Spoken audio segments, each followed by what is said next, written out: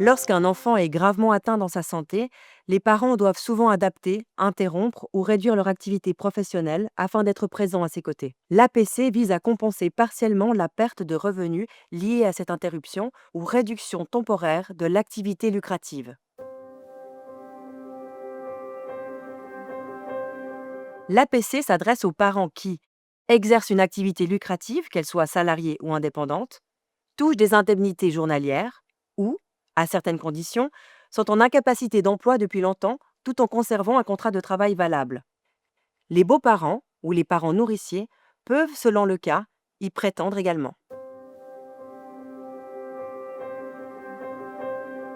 L'ouverture du droit à l'APC nécessite impérativement une attestation médicale au moyen du formulaire officiel de demande d'allocation de prise en charge.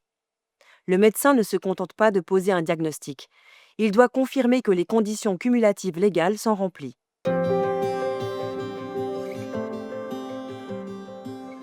Une atteinte grave à la santé est reconnue uniquement si les 4 conditions cumulatives suivantes sont réunies et attestées médicalement. Premièrement, l'enfant a subi un changement majeur de son état de santé physique ou psychique, tel qu'un cancer, un traumatisme grave ou un trouble psychique sévère nécessitant une prise en charge intensive. Deuxièmement, l'évolution de la situation est difficilement prévisible ou peut entraîner une atteinte durable, croissante, voire le décès. Par exemple, une maladie dont l'issue est incertaine ou susceptible de rechute importante. Troisièmement, l'enfant nécessite une prise en charge accrue par un parent, comme une hospitalisation, des soins lourds à domicile ou un suivi médical intensif nécessitant une présence parentale constante. La simple présence des parents auprès de l'enfant hospitalisé est considérée comme une prise en charge. La dernière condition est qu'au moins l'un des parents doit interrompre ou réduire son activité professionnelle afin d'assurer la prise en charge de l'enfant.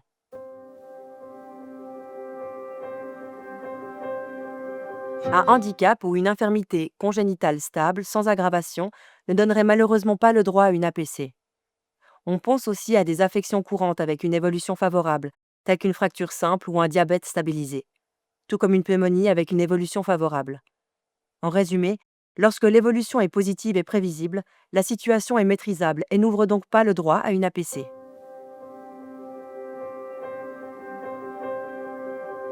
Certaines situations peuvent être plus complexes, par exemple une fratrie, un groupe d'amis ou d'autres cas particuliers. Nous les analysons toujours avec attention, mais il n'existe aucune automaticité.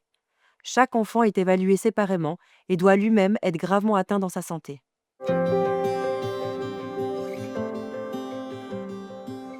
Le congé de prise en charge dure au maximum 14 semaines, soit 98 indemnités journalières, à prendre sur une période de 18 mois.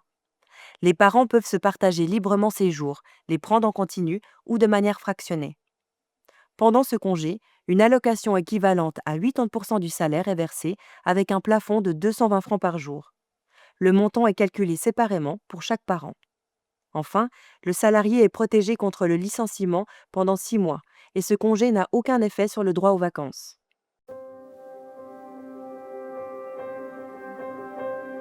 La demande d'APC doit être déposée auprès de la caisse de compensation compétente, accompagnée du formulaire médical dûment complété. Pour les salariés, c'est l'employeur qui transmet la demande. Attention, n'oubliez pas d'informer sans délai votre employeur des modalités du congé et de tout changement. Pour les indépendants, ils la déposent directement. Une seule caisse de compensation est chargée du versement.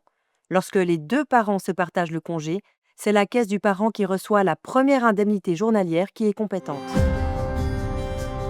Nous mettons notre expertise à votre service en tenant compte à la fois des réalités humaines et du cadre légal.